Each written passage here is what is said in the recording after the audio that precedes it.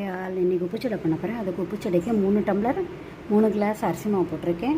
3 spoon 6 spoon உளுத்த மாவு போட்டிருக்கேன்.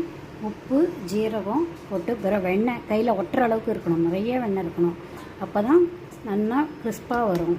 சீடை உருட்டிட்டு பண்ணலாம். எண்ணெய் நல்லா கொதிக்கணும், ஆவி பொங்க வர மாதிரி வரும்போது நம்ம சீடை போட்டு எடுக்கலாம். அதில் பிள்ளையார் பிடிச்சி வச்சுட்டு அப்படியே அதுக்கப்புறமா அந்த செடியை உருட்டிட்டு போடலாம். பிள்ளையாரை நம்ம எண்ணெயில் போடக்கூடாது. பண்ணி முடித்த உடனே பால்கனியில் வச்சுடலாம், எறும்பு சாப்பிடும். எவ்வளோ உருட்டினோமோ அப்படியே மொத்தமாக அப்படியே போட்டுடலாம். வெள்ளைச்செடிக்கும் ஒன்று ஒன்றா பார்த்து போடணும். இது மாதிரி பொன்னிறமாக வருது பாருங்கள். இந்த சமயத்தில் எடுத்துடலாம் செடியை. அடுத்து போட்டிருக்கேன். 3 கிளாஸ் மாவுக்கு 3 ஸ்பூன் உப்பு போட்டிருக்கேன். அப்போ சொல்ல மறந்துருக்கு. நல்லா வந்துட்டு நம்ம பண்ண சீடை பொழந்தா மாதிரி இருக்கு பாருங்கள். இதுதான் கரெக்டான பதம்.